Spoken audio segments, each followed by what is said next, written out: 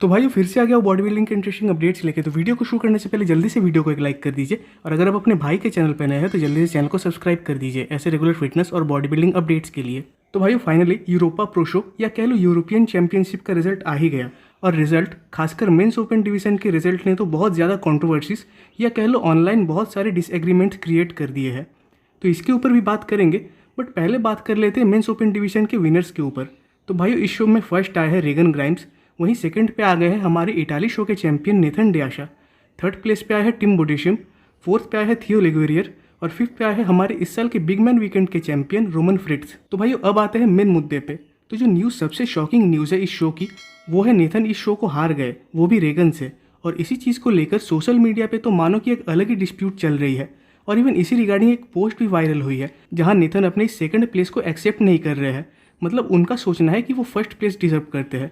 अब भाइयों मैं इस वीडियो में कोई फिजिक कंपैरिजन तो नहीं करने वाला, हाँ, बट नेथन के फैंस को शायद मेरी ये बातें बुरी लग सकती है और उसके लिए मैं माफ़ी भी मांग लेता हूँ। बट नेथन को यहाँ स्पोर्ट्समैन स्पिरिट दिखाते हुए इस प्लेस को एक्सेप्ट करना चाहिए। और भाइयों आप लोगों को याद भी होगा कि मैंने अपने पहले के वीडियो में कहा था कि नेथन जब ऑलरेडी एक शो को जीत गए हैं तो दोबारा एक हफ्ते बाद कम्पीट करने का रीज़न मुझे समझ नहीं आता, और कहीं उनका भी हाल टोनी ओबर्टन और हंटर लबराडा जैसा ना हो जाए और सेम वही चीज़ हमें फिर से देखने मिली। अब मैं यहाँ ये नहीं कह रहा कि नेथन अपने पिछले वाले शो के मुकाबले बुरे कंडीशनिंग के साथ आए थे। इवन मेरा मानना है कि दोनों शोज़ में ही उनकी फिजिक मुझे सिमिलर लग रही थी। बट हाँ, कह सकते हो कि रेगन इन दोनों शोज़ में अपने लाइफ के बेस्ट फिजिक को स्टेज पे लाए थे, और सिर्फ बेस्ट ही नहीं बल्कि अपने सबसे बिगर वर्जन को भी। इवन कहीं ना कहीं रेगन की फिजिक इस बार मुझे इटाली प्रो शो के मुकाबले तो ज़्यादा ही कंडीशन लगी। बट भाई लास्ट तक जजेस का ही ओपिनियन हमेशा मैटर करता है कि वो किस बॉडी बिल्डर को बेटर समझ रहे हैं फिजिक वाइज। तो इस शो में डेफिनेटली जजेस ने रेगन की फिजिक को बेटर समझा तो उनको जिताया। इटाली शो में नेथन की फिजिक उनको बेटर लगी थी तो उनको जिताया था। तो इस मैटर को लेकर ज़्यादा हाइप बनाने का तो कोई मतलब ही नहीं बनता। हाँ, माना कि उनके जो फैंस है, जो फॉलोअर्स है, वो इमोशनली भी जुड़े हुए होते हैं, बट अब तो दोनों साइड के फैंस को खुश रहना चाहिए क्योंकि दोनों ओलंपिया के लिए क्वालिफाई हो गए हैं। और पर्सनली मैं तो बहुत ज़्यादा खुश हूँ, इसलिए नहीं कि रेगन इस शो को जीत गए और नेथन को बीट कर दिए, बल्कि इसलिए कि दोनों इस साल ओलंपिया में क्वालिफाई हो गए और दोनों को हम लोग इस साल एक दूसरे को फिर से टक्कर देते हुए देख पाएंगे ओलंपिया में। तो मैं इस चीज़ के लिए बहुत ज़्यादा एक्साइटेड हूँ। बाकी दोनों बहुत बड़े इवन अच्छे बॉडी बिल्डर्स हैं और दोनों के लिए मेरा रिस्पेक्ट भी सेम है। तो again congratulation to Regan Grimes Olympia qualification के लिए। अब भाइयों बात कर लेते थोड़ा क्लासिक फिजिक डिवीजन के ऊपर। और जैसा कि अंदाज़ा था कि वेस्ले इस शो को जीत ही गए और इस डिवीजन में सेकंड आए मिडल मैन। तो पहले तो बहुत बहुत कॉन्ग्रेचुलेशन वेस्ले को इस साल ओलंपिया क्वालिफिकेशन के लिए और इस शो को जीतने के लिए। अब भाई अगर बात करें पहले मिडल मैन के ऊपर, तो सही में इनकी फिजिक कंडीशन तो थी ही, साथ ही साथ मुझे इनकी फिजिक कंप्लीट लगी। इवन बहुत लोग तो इन्हें शॉन रे के साथ कंपेयर कर रहे थे। अब भाई बात कर लेते हैं अगर वेस्ले वेजर्स के ऊपर, तो मैं पहले से कहता आ रहा हूँ कि इनकी फिजिक बनी ही क्लासिक फिजिक डिवीजन के लिए है। खासकर इनका जो शेप और जो एस्थेटिकनेस लुक आता है वो इन्हें एक अलग ही स्टैंड देता है, और इस शो में भी वही देखने मिला। हाँ, माना कि ये अपने बैक के मामले में थोड़ा लैक होते हैं, खासकर लोअर बैक में, बट मेरा मानना है कि इनका जो साइज़ कह लो या हाइट कह लो, इस चीज़ ने उन्हें स्टेज पे एक एडवांटेज दिया है। और इवन मैं अपना पर्सनल ओपिनियन दूँ तो वेस्ले की फिजिक मुझे ज़्यादा बेटर लगी as a classic physique athlete.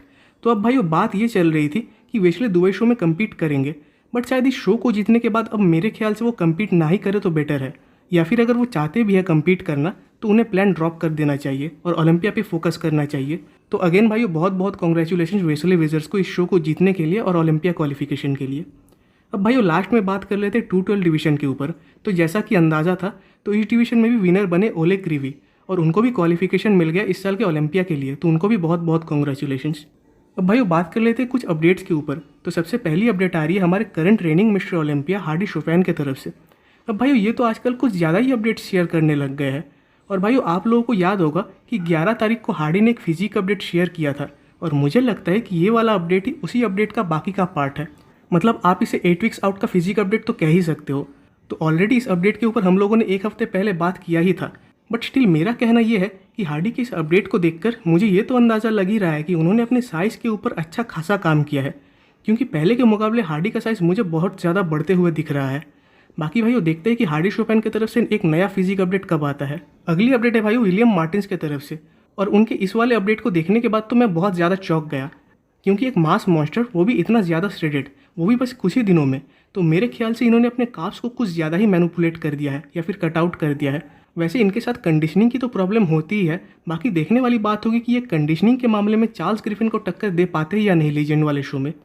और इसकी लास्ट अपडेट है भाई जॉन जूएट की तरफ से। और वैसे तो ये ऑलरेडी क्वालिफाइड है इस साल के ओलंपिया के लिए, वो भी 212 डिवीजन में, क्योंकि इन्होंने अटलांटा प्रो जीता था। बट इस बार लीजेंड वाले शो में ये अपना प्रो डेब्यू करने वाले हैं ओपन डिवीजन में। वैसे इनकी कंडीशनिंग तो बहुत बढ़िया आती है, बट मेरे ख्याल से इनका साइज़ काफ़ी नहीं होगा ओपन बॉडी बिल्डर्स के सामने। बाकी मेरा ओपिनियन है कि अगर ये ओपन डिवीजन में कम्पीट करना चाहते हैं देन इन्हें इनके साइज़ के ऊपर काम करना होगा।